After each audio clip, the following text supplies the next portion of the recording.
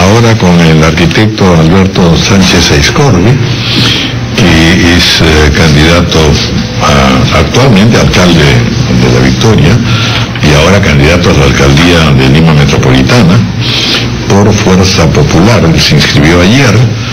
Ya tenemos 8 candidatos a la alcaldía de Lima inscritos hasta ayer en el Jurado Nacional de Elecciones.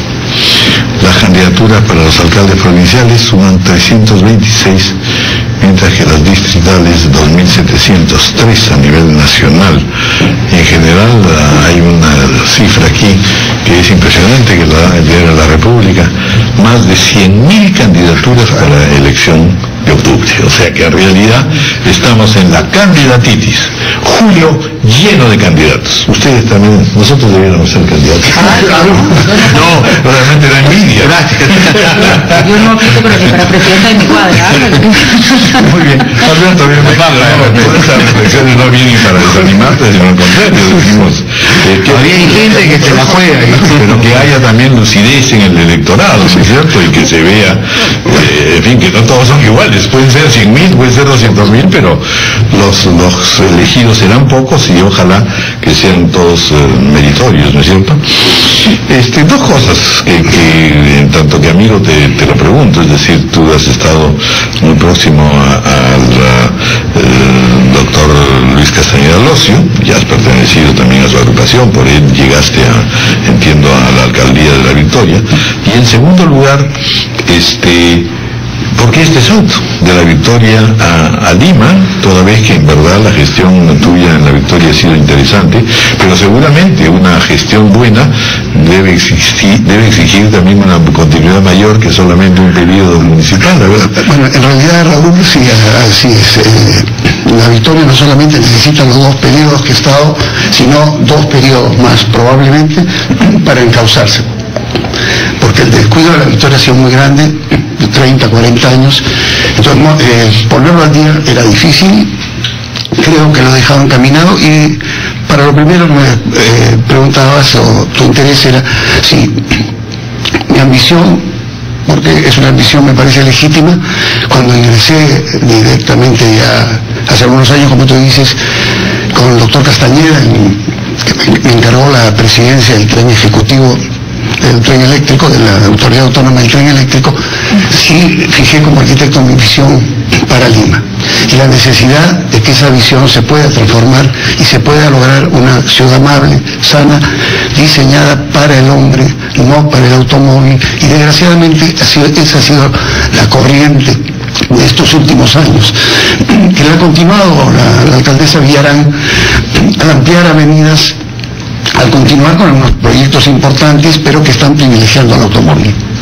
Y efectivamente ahora que estamos en una serie de estudios, análisis y reuniones sobre Lima, se ha insistido mucho, sobre todo Lima como base y en todo el tema del tránsito, se ha insistido mucho en que tenemos que tener una ciudad para el peatón, no para el automovilista. Así es, y esa es la ciudad que yo de niño encontré en mi primer viaje a Lima, esa ciudad amable que hay que recuperarla, pero recuperarla en términos modernos. El problema es clarísimo. Transporte es la primera columna fundamental del plan de gobierno que estamos trabajando, que consta de cinco columnas, por llamarlos de alguna manera: transporte, urbanismo y construcción. Esa es una unidad, y con esa unidad debemos proyectarnos nosotros. Lo que está haciendo la alcaldesa Susana Villarán con su reforma de transporte, ¿está bien encaminado? ¿Usted continuaría en esa línea o qué plantea usted para el transporte público? Continuar lo que se debe continuar, pero el error de partida es pensar que en superficie se podía arreglar el tema. Y así lo pensó también anteriormente Castañeda y la misma Lourdes como candidata. En un momento el transporte es el tren eléctrico. O sea, las 6 líneas planteadas en el decreto 056 de 2010 es clarísimo. Y ese es el camino que debíamos seguir. Y desgraciadamente lo primero que se planteó al comienzo del gobierno de la alcaldesa Villarán fue decir, no subterráneo, hagamos un segundo metropolitano. Y aquí son volúmenes, tenemos que hablar de volúmenes. El sistema de transporte con las líneas complementarias no va a pasar más de 12.000 pasajeros hora. Un ómnibus no debe pasar más, porque va en superficie, está sujeto al error humano, hay que controlar las velocidades que, como digo, van a transportar esa cantidad. El tren va a pasar 40.000, el metropolitano no va a llegar más allá de 15.000. Entonces, de ahí debes partir. Y ordenar el transporte entonces es bajo un sistema de 6 líneas de tren eléctrico. Ahora, el otro problema en Lima, como en todo el Perú, es el de la seguridad ciudadana. ¿Qué propone usted? Ahí hemos logrado que acepte, y lo he considerado como teniente alcalde a Marco Miyashiro. Y digo, porque estos hay que personalizarlos. Hemos tenido, en los 8 años que yo llevo, no sé cuántos ministros del Interior y cuántos directores generales de la policía han pasado. Y siempre es lo mismo. Necesitamos alguien de inteligencia que tenga ascendencia en la policía y que tenga una visión clara, y eso he encontrado en Marco Miyashiro. ¿Una visión policíaca del asunto o tiene otro elemento? Son dos partes. Perdona la ronquera, pero ayer en la presentación me olvidé de mis clases de teatro, que yo calentaba la voz antes de salir. Sí. Ayer me entusiasmé mucho. Hoy le traen un Salvador Bahía. Mientras sea solamente la bolsa que se calienta, no que se caliente usted. Pero bueno, quería hablar del tema de la seguridad ciudadana. Sí, tiene dos partes. Uno, y como dice Marco, el 60% de los hechos delincuenciales tienen un problema intrafamiliar. Ahí hay que atacar. Y esa es la función principal de la prevención en el campo municipal. Después, ya cuando se criminaliza, es la Policía Nacional. Exacto. Esos dos campos son muy claros. Y un tercer campo en la seguridad ciudadana es que tú te sientas seguro en tu vivienda. No porque puede entrar un choro, sino sencillamente que no se te caiga el techo, que no se te deslice la propiedad, como sucede en muchos casos, y eso es algo que hay que atender, y lo voy a atender trabajando de la mano con Julio Curoaigua. Ya hicimos nosotros un trabajo previo en La Victoria, una serie de recomendaciones y un libro publicado para que se tomen medidas. El 60%, según una encuesta que leí hace poco, de las familias en Lima se sienten inseguras por esa razón que menciono.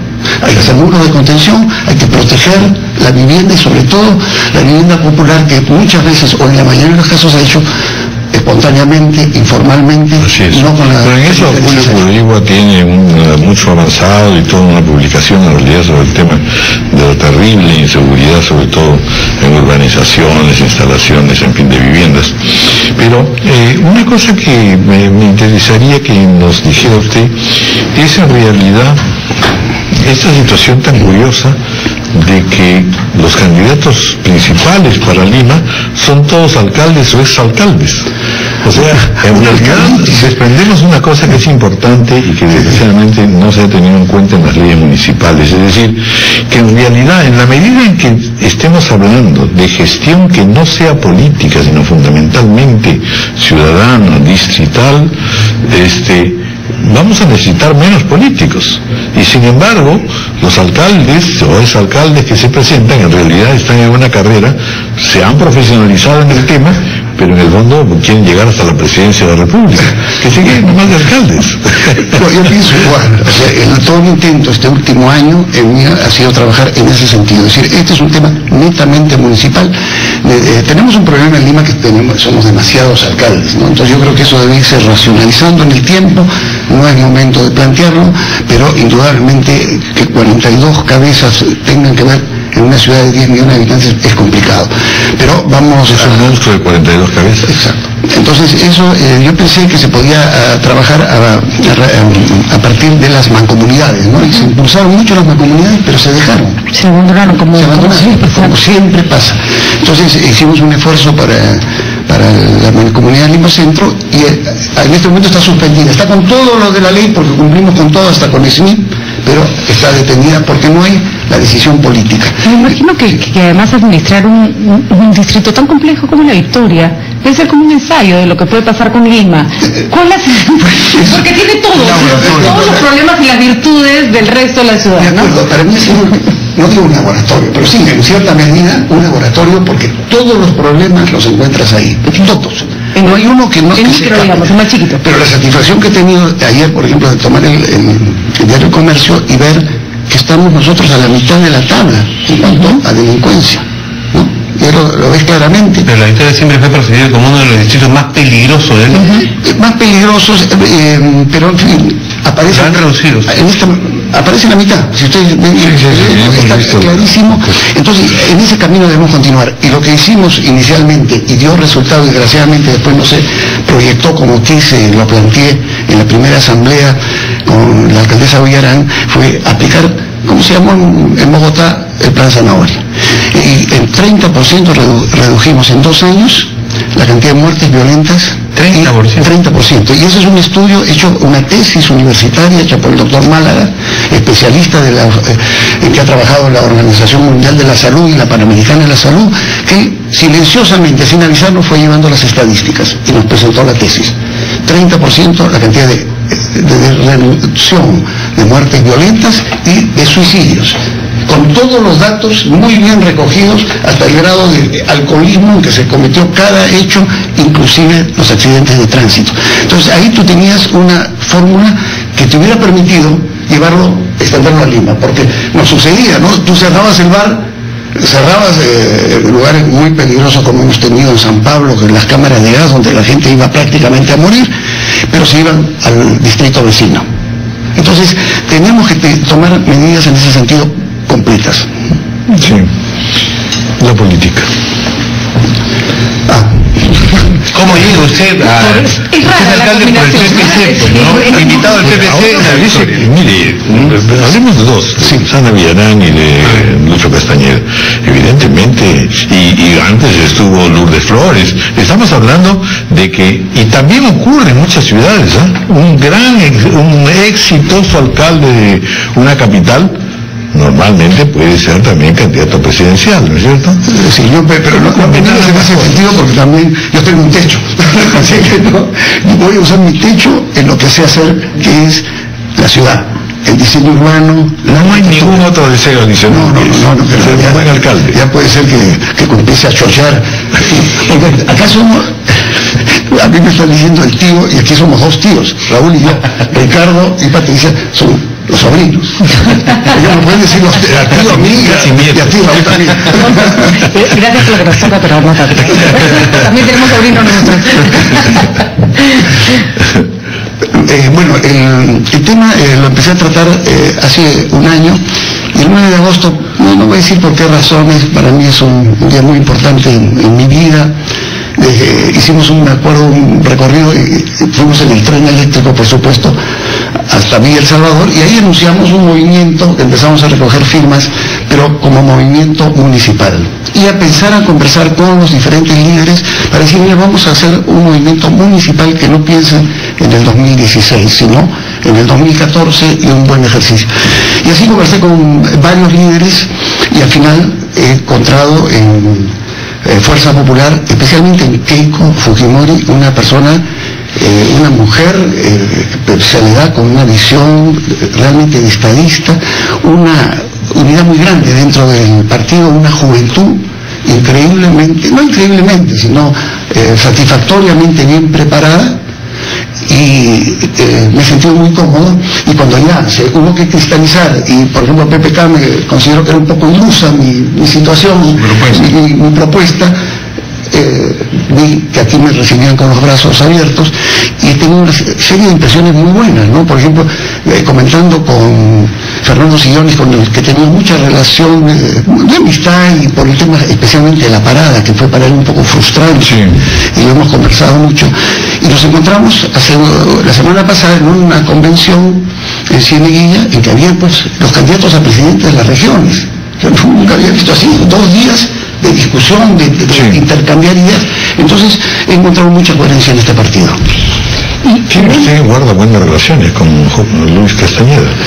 Sí, no sé, se fastidia un poco conmigo, porque yo le eché un poco la culpa de que no hubiera hecho el traslado dentro de su periodo de la parada, y eso me afectó mucho a la Victoria. Pero en fin, yo creo que esas cosas pasan, tengo muy buen recuerdo de él. Hay gente muy valiosa trabajando con él, como con Susana Villarán. Entonces, aquí, como he dicho alguna vez, el Perú es un país de una sola muda, no puedes estar, no hay mucho recambio, tienes que usar la mejor gente, y la tienes en todos los partidos. Entonces, hay aspectos muy positivos en este momento, como los hubo con el doctor Castañeda y anteriormente con el doctor Andrade.